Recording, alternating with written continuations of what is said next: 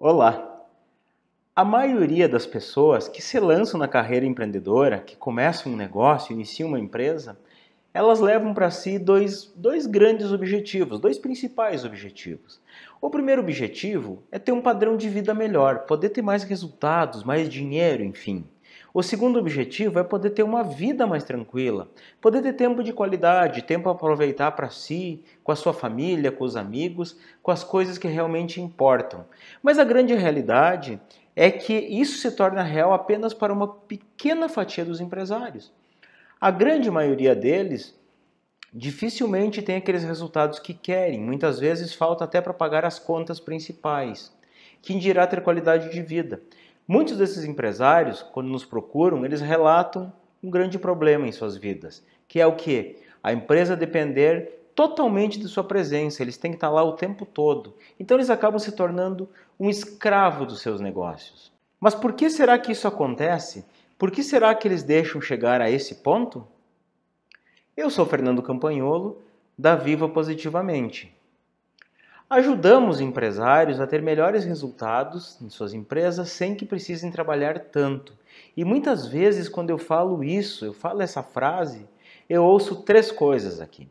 A primeira coisa é o seguinte: não tem como ter melhores resultados sem precisar trabalhar tanto. Porque eu já trabalho demais, eu já trabalho 12, 14 horas por dia e os resultados não estão nem perto do que eu quero. Quem dirá se eu trabalhar menos? Como que vai ser? A outra coisa que eu ouço é assim, ó: falar isso é muito fácil, eu quero ver a pôr na prática. E a terceira coisa é a que eu mais fico intrigado quando eu ouço, quando a pessoa chega para mim e diz: não, isso que você fala é possível, é válido, mas para outros negócios.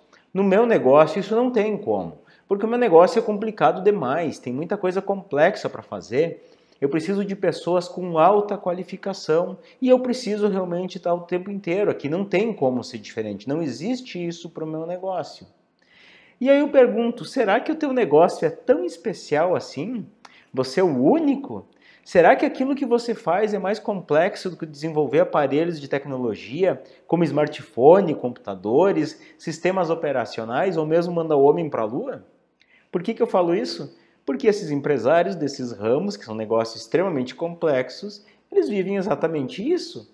Eles têm melhores resultados e eles não precisam trabalhar tanto.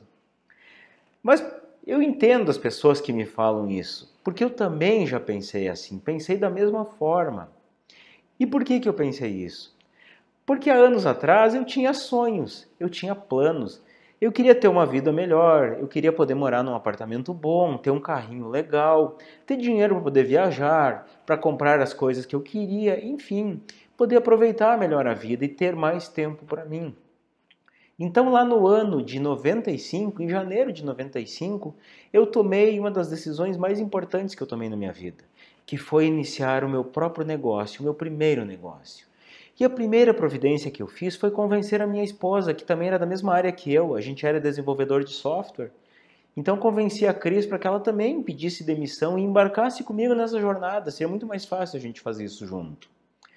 E a gente começou a nossa empresa um mês e pouco depois, com pouco dinheiro. Foi bastante difícil no começo, mas a gente conseguiu ter um crescimento sustentável. Chegou um ponto em que a gente teve 22 funcionários na equipe e foi aí que a minha vida começou a se tornar um grande inferno. Porque as pessoas não se entendiam, não tinha padrão para nada, a gente não tinha qualidade no que fazia, a gente não conseguia cumprir com prazos e entregar aquilo que vendia para o cliente. As pessoas não eram comprometidas com o negócio. Elas erravam muito, elas não se preocupavam com os seus compromissos e acabava sobrando muita responsabilidade, até mesmo muita tarefa operacional para nós. A gente tinha que refazer muitos trabalhos ou até mesmo fazer coisas que as pessoas haviam negligenciado, simplesmente ignorado, aquilo ali não dado a devida atenção. Alguns fatos que eu me lembro agora que são bastante latentes para mim. O primeiro foi que a gente fechou um negócio numa empresa de outra cidade, um negócio grande até. E lá eu designei 2 pessoas para que fosse fazer a instalação, e era uma instalação que seria feita à noite. Essas 2 pessoas, eu validei com eles tudo que tinha que ser feito, desenhei, expliquei, ensinei. Eles me disseram que sabia, que estava tudo tranquilo, então eles foram para lá.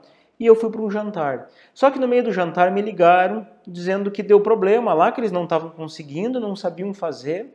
Então eu me obriguei, tentei ajudá-los por telefone, não consegui, acabei me obrigando a ir até lá para poder resolver isso. Só que chegando lá eu vi que era uma coisinha boba, um detalhe besta que qualquer um da área sabia fazer, mas eles não sabiam, eu fiquei muito irritado com isso, de puxa, eu saí do meu jantar, eu tive que me deslocar 150 quilômetros para dar 2 cliques de mouse, não tem sentido isso. Teve outro evento também, uma instalação num supermercado de uma outra cidade, a equipe foi, a gente ia instalar na sexta-feira, porque eles precisavam inaugurar na segunda, então tínhamos o final de semana inteiro. A equipe foi na sexta, fizeram o que deu até as 18 horas, simplesmente deu 18 horas, pegaram o carro e vieram embora e deixaram o cliente lá. Ah, ok, pensei, de certo, amanhã de manhã eles vão, sábado, vão lá e instalam. Só que eles não foram. E o que eu vou falar agora não é desrespeito nenhum, mas eles tinham uma religião lá que não podiam trabalhar no sábado, ok, tranquilo. Só que eu precisava estar sabendo disso com antecedência. Eu precisava saber que isso ia acontecer. Como eles não foram, não me avisaram, não me comunicaram nem nada, o que acabou acontecendo? Eu tive que ir lá para concluir esse serviço. Falha total de comunicação, falha total de comprometimento com nós. Teve outro caso também, a menina do financeiro, ela simplesmente esqueceu de pagar uma conta de aluguel. Então imagina a situação, eu lá atendendo um cliente, de repente bate lá na porta, lá o proprietário do imóvel querendo cobrar o aluguel, porque a pessoa esqueceu a vergonha que eu passei por conta disso. E a nossa empresa estava faturando bem, só que não sobrava muito dinheiro. Qual foi a solução na época que eu adotei? Ah, vamos abrir um outro negócio. A gente vendia software de gestão, vamos vender equipamentos agora, equipamentos para automação fiscal. E assim fiz, começamos um outro negócio lá, só que assim, o meu primeiro negócio dependia totalmente de mim. Sabe o que aconteceu com o segundo? A mesma coisa. Então eu tinha que me dividir entre duas empresas, eu me matava de tanto trabalhar. Isso fez com que eu começasse a pensar exatamente como aqueles 3 casos que eu citei lá no começo, que não tem como ter melhores resultados sem trabalhar tanto, porque eu já me matava a trabalhar. Nessa época eu trabalhava 14, às vezes 16 horas por dia, muitas vezes de domingo a domingo. Eu pensava que falar esse tipo de coisa era fácil, aplicar não tinha como. E eu pensava ainda que talvez negócios menores seria mais tranquilo, porque eram mais simples, o nosso era muito complicado. E é justamente por isso que eu estou gravando esse vídeo aqui. Eu vou contar os erros que eu cometi que me tornaram escravo do meu negócio. Eu vou te contar para que você não precise passar pelo que eu passei.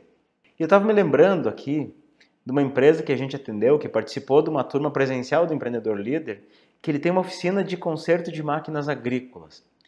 E ele chegava aqui nos primeiros encontros com a mão suja de graxa. Sinal que parecia que ele estava lá embaixo da colheitadeira e vinha direto aqui para o encontro. E era assim, era essa a realidade mesmo. Ele tinha que ir lá pegar no pesado, engraxar as mãos. Só que com o tempo ele percebeu que ele não precisava mais fazer isso. Ele acreditava que ele tinha que ser o principal operário.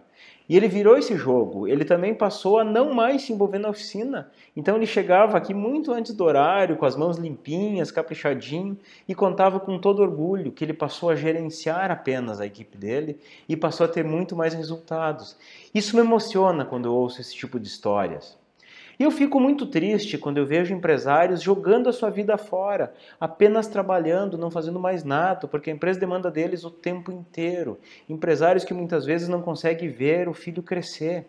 Teve até uma empresária que nos contou uma vez que o filho dela passou 15 dias com uma dor na perna, uma dor insuportável, ela dando remédio, até que um dia, depois de 15 dias, ela resolveu levar ele para consultar e descobriu que o menino estava com a perna quebrada.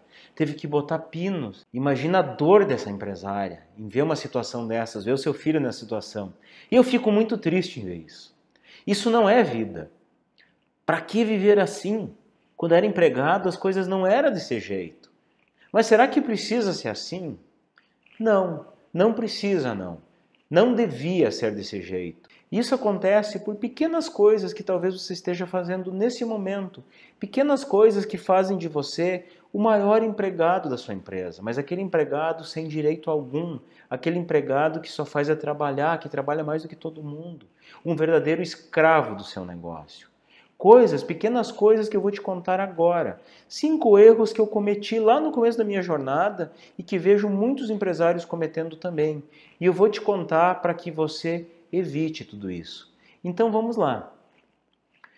Antes mesmo de eu começar a minha carreira empreendedora, eu ouvia 2 frases que sempre me chamaram a atenção. Essas frases eram, a primeira, é o olho do dono que engorda a boiada. A segunda frase, se você quer um negócio próspero, se você quer ganhar dinheiro mesmo, não tem jeito, tem que botar a barriga no balcão e tem que estar lá o tempo todo. E eu acreditei muito nisso.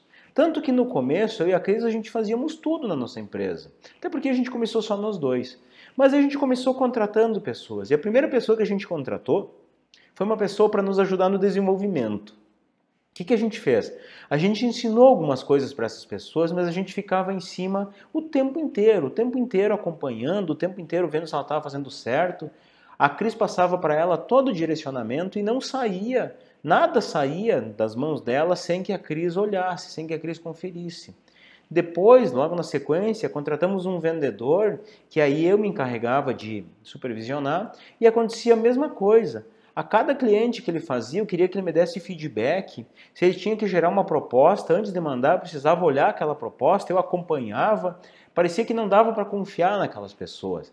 E a equipe começou a crescer cada vez mais e nós ali, o tempo inteiro, sempre em cima, sempre acompanhando, dando o direcionamento, dando as ordens, ditando regras, dizendo o caminho, como a pessoa tinha que fazer. E mesmo assim, quando a gente chegou a 22 funcionários, o nosso organograma se resumia da seguinte forma: eu e a Cris no topo, todo mundo abaixo, todo mundo obedecendo o que a gente mandava. Nada podia sair do nosso controle, da nossa vista.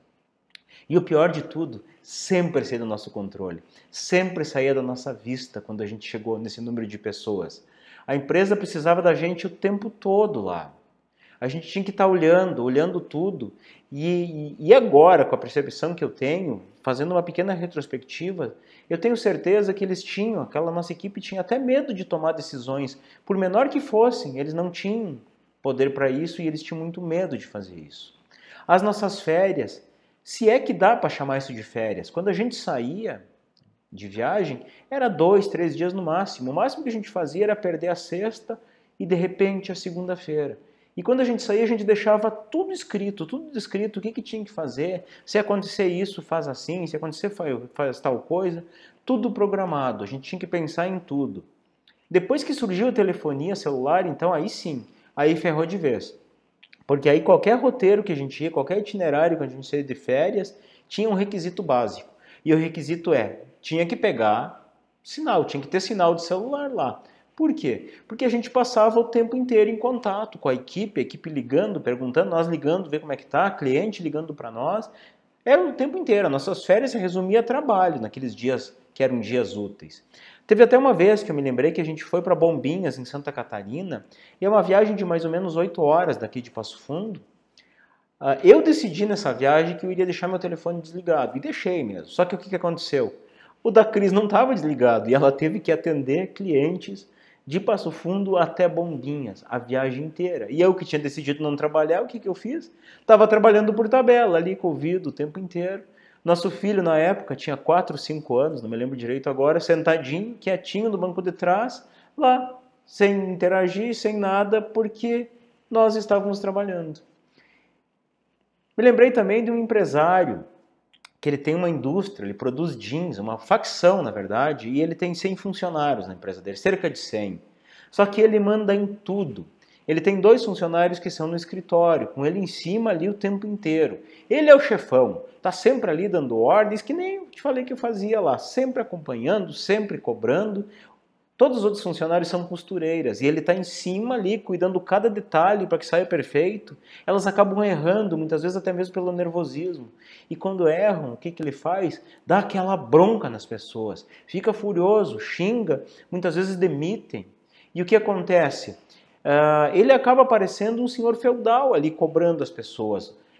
A quantia de gente que entra e sai naquela empresa é muito grande. Ele tem todo mês cerca de 15, 20 rescisões para fazer. Porque ninguém quer trabalhar num ambiente assim, ninguém quer essa pressão. E ele, o proprietário, um senhor já com 70 anos, ele não tem mais vida. A vida dele se resume a trabalhar. É um estresse, ele está totalmente acabado. E na cabeça dele as pessoas não querem nada com nada, por isso que ele tem que estar em cima. Só falta para ele o chicote. Então por que eu estou te contando isso? Isso é para evidenciar o primeiro erro que faz com que você se torne um escravo do seu negócio, que é acreditar que você tem que estar em cima o tempo todo. Chegou um tempo na nossa vida empreendedora que a gente chegou à conclusão que como estava não dá mais, a gente iria enlouquecer. A gente precisava dar mais autonomia para as pessoas, mas não muita autonomia. Afinal, quem sabia tudo era nós. Nós éramos especiais, nós éramos os diferentes. Então, a grande parte do poder, a grande parte das tarefas, das atividades ficava com nós, mas a gente começou da autonomia. E teve uma vez, inclusive, que eu peguei a minha equipe de vendas, que já estava maior, eu passei para eles algo que só eu fazia, que era demonstrar o software, demonstrar os sistemas para os clientes. E o que aconteceu? A primeira vez que um foi lá tentar fazer, já deu problema. O cliente perguntou algo diferente, ele não soube dizer, não soube responder para o cliente, perdeu a venda.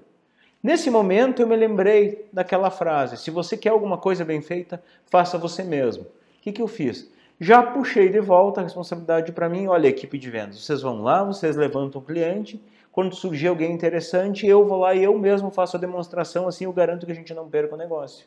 Então trouxe de volta essa responsabilidade, puxei para mim. Por quê? Eu não queria arriscar perder uma venda.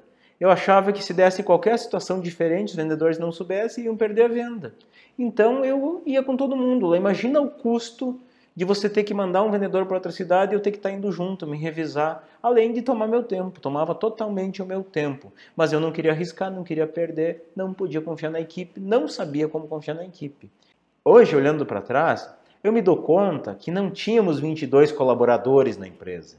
Tínhamos sim 22 assistentes, só ali esperando as nossas ordens. Porque quando a coisa encrespava, quando dava alguma diferença, lá algo saía do controle, a frase clássica nossa era, deixa para mim, deixa que eu pego e deixa que eu dou conta.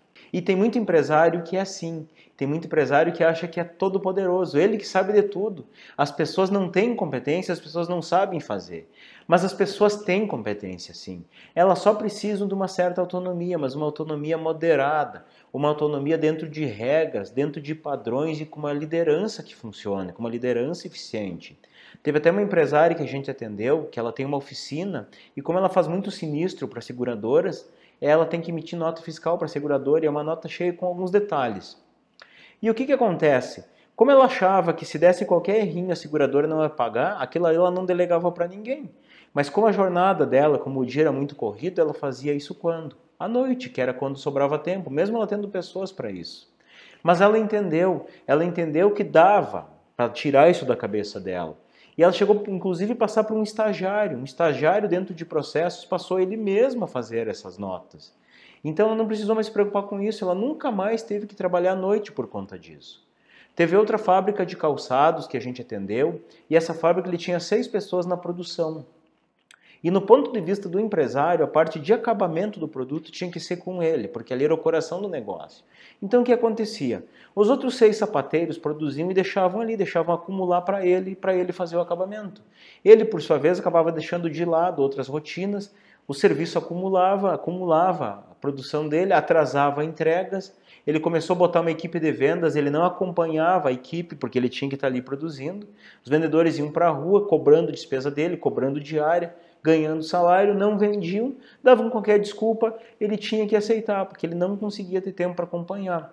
Mas finalmente ele entendeu que aquela parte do acabamento, ele podia muito bem criar padrões, criar processos e treinou as pessoas em cima disso. Logo, os outros 6 sapateiros começaram a fazer tão bem quanto ele.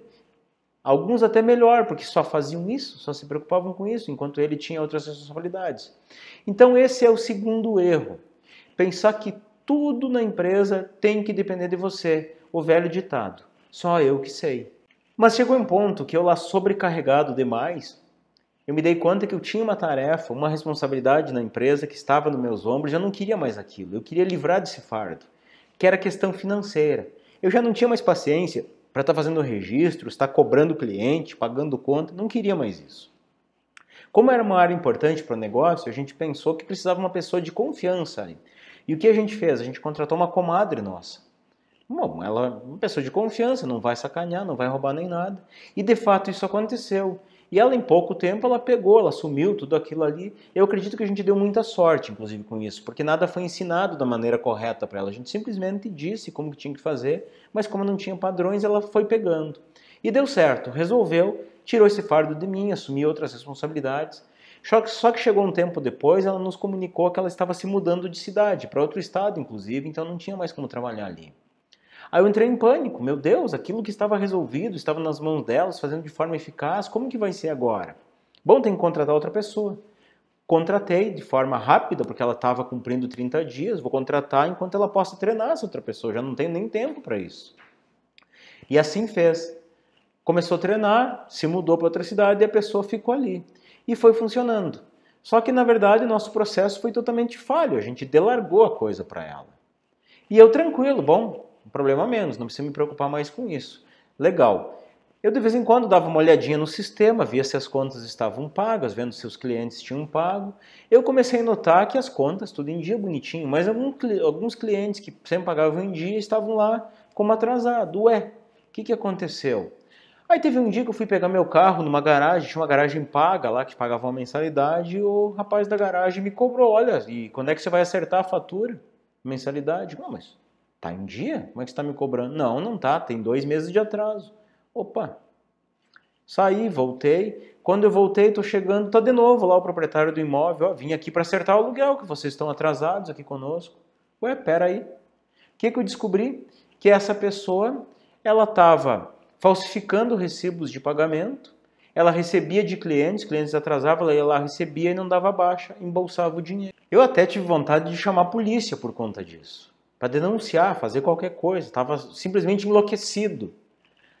Mas aí, quando falei com o nosso advogado lá, ele proibiu. Sabe por quê? Porque a gente não pagava nem ela com o registro total. Estava totalmente irregular essa questão. Então seria muito pior. Achamos melhor demitir, dando qualquer desculpa, que não ia mais ter como manter, e pronto. Foi por isso. Mas será que a gente era burro em agir assim? Será que a gente era tão ignorante?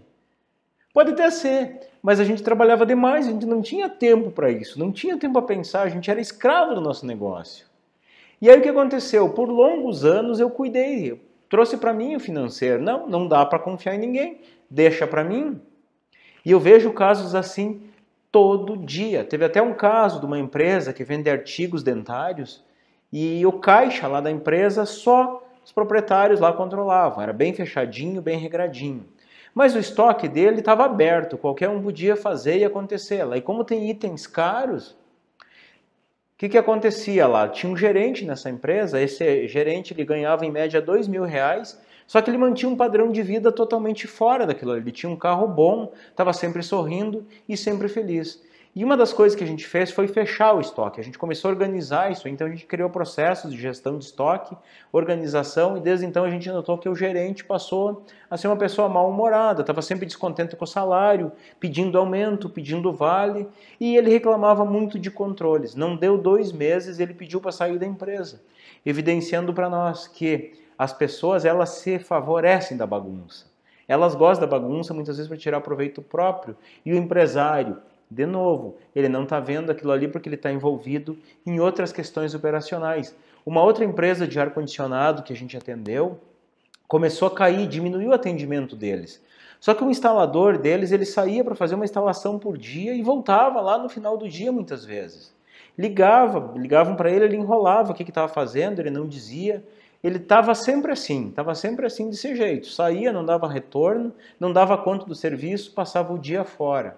Até que um dia a gente fez um cliente oculto lá e a gente descobriu que esse cliente ele estava orçando pela empresa, mas ele também dava orçamento dele por fora para fazer. Então o que ele fazia? Ele, com o salário da empresa, com os equipamentos da empresa, material da empresa, fazia serviço para ele. A cada um serviço da empresa, em média, ele fazia 2 serviços para ele. O que nós fizemos lá? Invertemos totalmente o fluxo, criamos padrões, criamos orçamentos onde a própria secretária fazia, quando a pessoa ligava ali, criamos alguns modelos. E aí, sabe o que aconteceu? O técnico, pouquíssimo tempo, pediu demissão. Disse que estava ganhando pouco, que não estava valendo a pena. Coincidência, né? Até então ele não reclamava. Então não dá para confiar nas pessoas? Realmente, se você não tem processo, se você não tem uma organização e não tem controles, não dá mesmo. Agora, se você tem uma estrutura, se está tudo estruturado, tudo organizado, com controles, com acompanhamento, dá sim. Então esse aqui é o terceiro erro. Não delegar por medo de que as pessoas vão roubar. E eu, como empreendedor, a Cris, minha sócia, a gente passou muitos anos se matando de tanto trabalhar. Quando iniciamos a primeira empresa, para nós tudo tinha que ser perfeito, a gente passava madrugadas desenvolvendo. Então a gente começou a vender, a gente fez arrastão. Qual é que era o nosso processo de venda? bater de porta em porta. E nós acreditávamos que quanto mais a gente fizesse isso, melhor, mais funcionava. Quando as pessoas não davam conta em qualquer tarefa que a gente contratava para fazer, a gente fazia, a gente acreditava cegamente nisso. Não, tem que fazer, tem que trabalhar, baixa a cabeça e trabalhar. E a primeira estratégia de venda nossa, ela foi muito sofrida. Esse negócio de oferecer de porta a porta desgastava demais. Eu me sentia como empresário, acabava me sentindo um mendigo. E em tudo na nossa empresa, nada era documentado, nada era medido, nada era controlado. A gente passava muito tempo fazendo muita coisa que não rendia, muita coisa que não valia a pena fazer, muita coisa que qualquer pessoa com salário menor poderia fazer. Me lembrei também agora do dono de uma corretora aqui, que o que acontece? Toda vez que a venda dele caía, a primeira providência dele, quando ele achava que os corretores estavam vendendo pouco, ele assumia esse chapéu do vendedor também. Ele ia lá, tinha os contatos dele, fazia, acontecia e revertia isso aí. Então ele largava tudo o resto para ir lá vender, ficar no telefone e fazer a venda. E aí eu até questionava, mas por que você está vendendo? Ah, Campanholo, porque quando eu dou duro, a coisa funciona. Digo, tá bem, e o resto da equipe? O resto da equipe se largava, se atirava. Porque ele não fazia gestão, ele estava ali vendendo, ele não acompanhava o que os outros corretores estavam fazendo. Aí melhorava um pouquinho a situação financeira, ele parava de vender. O que a gente fez lá? A gente criou uma máquina de vendas com uma estratégia de atração de clientes, com uma sequência, cada pessoa com as suas metas. Não só meta de venda, como muito empresário faz. Meta de ligação, meta de orçamento, meta de atendimento, meta de atividade. Tinha atividade para tudo. Tinha indicadores para medir tudo. Documentação de tudo que acontecia lá no CRM. Pronto. Hoje lá o dono já não vende mais e a empresa está com vendas constantes. Teve uma outra empresa que fazia instalação elétrica e também vendia energia solar. O que acontecia? Os donos lá eles corriam que nem um maluco. Apertava as vendas, faltava dinheiro, eles começavam a pegar tudo quanto era servicinho de instalação elétrica. E eles trabalhavam muito, mas trabalhavam muito por pouco dinheiro. Ah, mas é assim que dá dinheiro, Campanholo, é assim que funciona. Até que a gente criou estratégias lá. O que dá mais dinheiro para o negócio? Energia solar. Então vamos criar estratégias para ter uma venda constante de energia solar. Então criamos todo um passo a passo para que o cliente viesse atrás deles. E o que aconteceu com a empresa deles? 18 horas, estão indo para casa, já livres daquela responsabilidade. Esse é o erro número 4. Acreditar que o único jeito de ter bons resultados é realmente trabalhar duro. Lá no início da nossa vida empreendedora, tanto eu quanto a Cris, a gente achava que a gente não entendia muito de gestão, que a gente precisava ter um bom gerente para isso. Só que a gente não podia pagar um bom gerente, a gente pagava um salário que era baixo para o mercado, então a gente não tinha condição de contratar boas pessoas. Qual foi a estratégia que a gente fez? Ah, vamos pegar um sócio para o nosso negócio, um sócio que realmente entenda, um sócio que entenda, e a gente mapeou uma pessoa, fez uma oferta lá, ele fez uma contra-oferta e ele veio para a sociedade. Só que é o seguinte, até que ele entendia um pouco de gestão, não muito mais do que nós, só que ele foi deixando muito furo, deixou uma bagunça. O que ele mais fazia era cobrar nós, cobrar resultado, cobrar coisa diferente, ele tirava muito dinheiro da empresa, sangrava o cofre. Acabou não funcionando, a gente teve que comprar de volta. Nós não levávamos jeito para as vendas, não conseguimos treinar os vendedores, a gente chegou uma época lá, quem sabe a gente contrata um vendedor, um bom, um com muita experiência, alguém que realmente entenda disso. E a gente pegou uma pessoa lá, já um senhor mais de idade, contratamos para isso, ele tinha experiência em várias empresas, em vários concorrentes, paguei um salário alto, um salário maior inclusive do que eu tirava lá. E sabe o que aconteceu? Com isso aí ele acabou se achando, porque ele que sabia, então ele trabalhava do jeito que queria, não ia trabalhar, não fazia, enfim, virou uma bagunça. E eu atendi muito empresário que ainda pensava assim, quando tiver um bom gerente a coisa vai resolver, quando tiver um bom vendedor, quando tiver um bom técnico, quando conseguir contratar boas pessoas, a coisa se resolve. Mas acontece que eu não posso pagar muito, então eu fico contratando essas pessoas que não são tão boas assim. Aí não dá. E eu não estou te dizendo aqui que você não deve contratar as melhores pessoas, que isso não ajuda. Claro que ajuda. Se você puder ter pessoas com ótimas qualificações, com ótimas experiências, melhor. Teve até um empresário que ele paga bons salários, lá ele contrata os melhores e ele simplesmente delarga. Vocês vão tomar conta disso aí, vocês vão assumir. E se não tiver bom, se não funcionar, eu demito. E ele acha que é assim. Ele tem empresa 100% baseada nas pessoas. E é assim que ele faz, ele vive trocando gente lá. Uns funcionam, outros não funcionam. Teve até um amigo meu que tem um restaurante na capital e outro dia ele estava orgulhoso lá, como eu tenho uma equipe legal, como eu tenho uma ótima cozinheira, os garçons são de qualidade, meu caixa é eficiente, tudo está funcionando. Eu tentei falar para ele que a empresa dele deveria depender um pouco mais de processo, ele me disse que não, porque lá funciona, ele tem boas pessoas e a coisa anda. Só que outro dia, falando com ele estava apavorado, porque a pessoa que tomava conta da cozinha pediu para sair. E ele não acerta mais a contratação. O que eu quero dizer com isso? Se você tiver uma empresa que você dependa de pessoas, e você tiver sorte de contratar boas pessoas, ela vai funcionar por um bom tempo. Mas acontece o seguinte, nem sempre você vai ter sorte. Eventualmente você vai ter alguém que não vai ter aquela competência que você acha que tem. Então o que é ideal? O ideal é que você não precise depender de das melhores pessoas. Você tem que ter, sim, pessoas comprometidas, mas pessoas que trabalhem com processos padronizados, que trabalhem dentro de métodos, dentro de uma forma organizada. Então esse é o quinto erro. Achar que para ter sucesso precisa contratar sempre as melhores pessoas. Bem, para a gente finalizar esse vídeo, quero te dizer que eu te contei muitas tragédias, eu contei muita coisa ruim que aconteceu na minha vida empreendedora. Mas teve muito mais coisas. Mas a gente deu a volta por cima. E nos últimos anos com aquela empresa, a gente teve uma vida maravilhosa. A gente passou a viver a vida que a gente sempre quis. A gente teve melhores resultados, trabalhando muito menos. A empresa não dependia da gente. Mas sabe qual foi o primeiro passo que a gente deu para sair da escravidão? O primeiro passo foi parar de cometer esses 5 erros que eu te contei ali em cima. E a empresa estava tão legal, tão estruturada, que em março de 2017 a gente recebeu uma oferta de vendas, uma oferta muito boa, e a gente vendeu aquela empresa. A gente vendeu por um valor muito acima do mercado. E a venda ela só teve um motivo. A gente queria focar naquilo que a gente faz hoje. E hoje a gente vive muito isso. A nossa maior alegria, a nossa maior satisfação é ver aqueles empresários que a gente conseguiu ajudar, eles tendo melhores resultados nas suas empresas e saindo da escravidão. E você? Comete algum ou alguns desses 5 erros que podem te tornar um escravo do seu negócio? Se sim, eu gostaria que você me contasse. Deixe aí nos comentários. Um forte abraço e eu desejo que você viva positivamente.